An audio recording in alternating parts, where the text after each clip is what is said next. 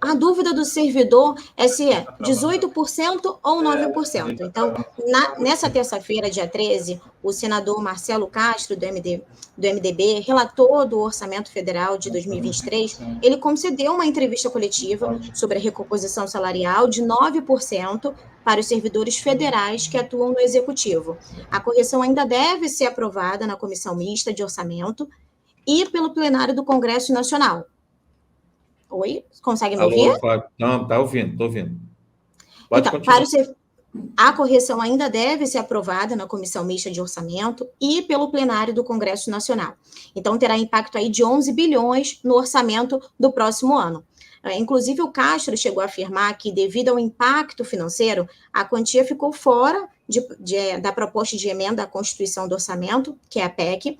Esse percentual foi para atender a uma demanda antiga do funcionalismo, que amarga aí 6 anos sem a correção salarial e deve ser equiparada à quantia prometida a servidores do Judiciário e do Ministério Público de 9%, presidente.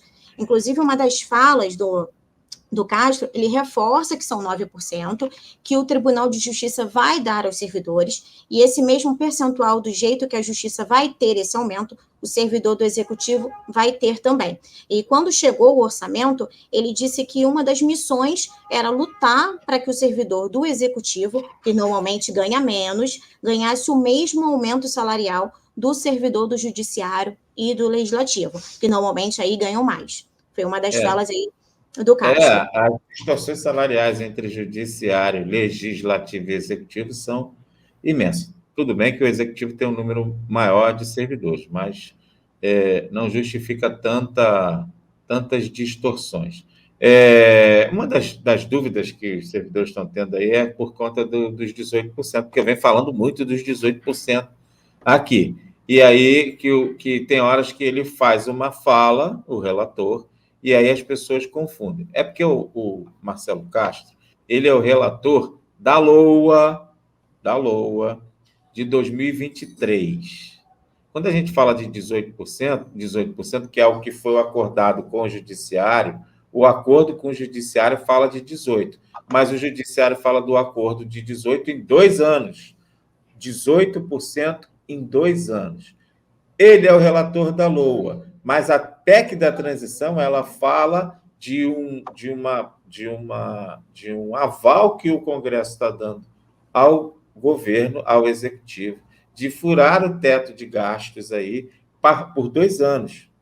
É por isso que ele está falando. Então, está garantindo aqui para a gente que você vai ter os 9% em 2023, que vai ser em 2 vezes, mas ele também diz que já tem recurso aberto e garantido para se manter o mesmo acordo que o Judiciário. Não é isso? Que é, em 2024, também ter 18%. Aí entra as discussões que a gente está tendo aqui, não é isso, Sérgio? Que é da Conticef, Nilo, que são as discussões da Conticef, que a Conticef gostaria que esses 18% fosse dado tudo em 2023, porque a nossa situação é emergencial. Como a gente está, desde 2017, sem reajuste salarial, o que a Conticef está pleiteando, ou está tentando convencer ainda aos parlamentares, é essa garantia de que, em vez de ser 9 em 2023, seja 18 em 2023. Entendeu? Porque aí, a partir de 2023, você voltaria para as discussões de mesa de negociação, que são as discussões específicas para serem aplicadas em 2024. Essa é a dúvida que as pessoas estão tendo. Estão tendo, não, na verdade, é que a gente falou muito de 18%, porque o acordo com o Judiciário, Vanessa, é 18%. Mas, para o ano que vem, ele só consegue dar 9%. Mas essa questão orçamentária, né? Porque, inclusive, presidente, no dia 7 de dezembro, o Senado Federal, ele aprovou a proposta de emenda à Constituição, que é a PEC da transição.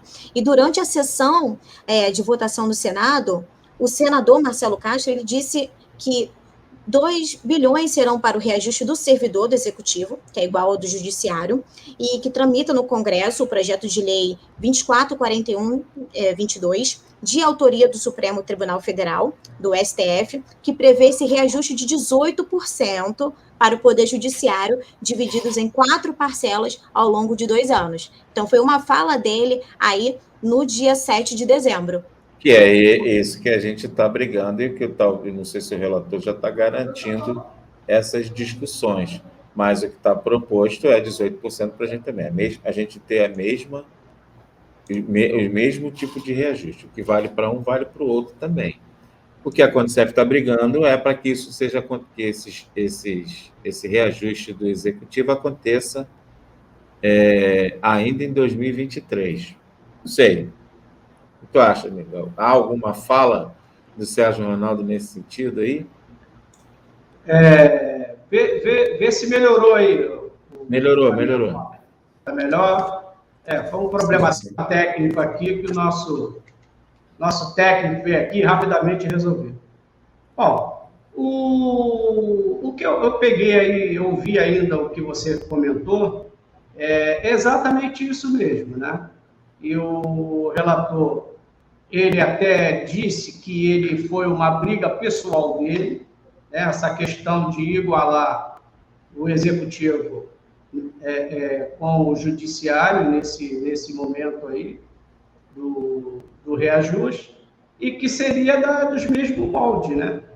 Agora, a Condicef, ela também, no primeiro momento, ela está acompanhando para ver se de fato vai acontecer exatamente disso, que seria em 2 parcelas, já em 23, né? Que seria abril e agosto, e o que nos cabe agora é aguardar para... Tá falhando de novo, tá, Nilo? Tem algum problema com você que está falhando de novo aí? Tá falhando. Eu vou dar uma esclarecida para as pessoas aqui poderem entender, porque assim, a proposta que está sendo colocada é de 2 reajustes, né, para 2023. E aí ele já sinalizou que seria abril e outubro. E aí uma série de pessoas começam a me perguntar... Parece que é agosto. Abril e agosto? Abril e agosto? Abril e agosto. Tá, tudo bem, que seja abril e agosto, não é isso? Por que abril e não janeiro? E assim, o governo considerando o aumento, é isso que as pessoas precisam entender. Existem hoje 301 tabelas no Serviço Público Federal, no Executivo. 301 tabelas. Você simplesmente dizer assim, eu vou aplicar os 9%, para nós, por exemplo, da defesa. Dentro da defesa você tem magistério, grupo DACTA, PCCTM, PGPE e tem ciência e tecnologia. Cada um desses setores tem uma tabela remuneratória distinta. Então, para você chegar aos finalmente de como vai ser esse reajuste, é preciso conversar. Como o governo está sinalizando que vai abrir, reajustar, vai reabrir as mesas de negociação, eu estou entendendo que a gente deve sentar para você fazer um acordo de que forma esse reajuste caberia. Se vai ser qual percentual que vai ser no vencimento básico, qual percentual que vai acontecer nas gratificações de desempenho, tudo isso você está discutindo. Se vai ter algum percentual sobre GQs da vida, RTs, né? Isso tudo tem que ser discutido e analisado. Por isso que ele não vai fazer imediatamente em janeiro, porque você precisa ter essa discussão. Sendo aprovado a LOA, aí você vai para as discussões de como será esse reajuste de 9% a ser aplicado em 2 vezes. Entendeu por que ele não pode ser em abril, em janeiro direto? Porque você está saindo de um governo para outro. Vai ter uma nova equipe em todas as áreas. E na negociação, idem. É muito possível que ele coloque lá no Ministério do Planejamento, no SRH, ou não sei como ele vai reestruturar o planejamento, para coloque pessoas que já conheçam do trâmite. Entendeu? Não duvido nada que Sérgio Mendonça seja o secretário de Recursos Humanos do Ministério do Planejamento pela experiência que ele tinha. Porque era ele o secretário quando acabou o governo. Entendeu? Ele já foi na faixa. Lula, quando era Lula, era a SRH, Secretaria de Recursos Humanos, e é ela que decidia tudo. Quando Lula saiu, que entrou Dilma dividiu. Dilma criou a Secretaria de Relações de Trabalho e a Secretaria de Gestão. Isso é, você negociava nas relações de trabalho e aí depois passava pela gestão. E isso dificulta. Eu não sei como é que o Lula vai fazer. Ele provavelmente deve ser criar a Secretaria de Recursos Humanos e ela decidir tudo. O que você decidir na mesa avança. Era assim com o Lula e funcionava muito bem. Não é isso? Lembra disso, dessas conversas? Então, era assim que acontecia. Não sei como é que vai ser agora, mas acredito que o Lula mantenha o procedimento. Tanto que ele está dizendo que vai ser fazenda e planejamento novamente. O que eu acho que facilita a nossa discussão.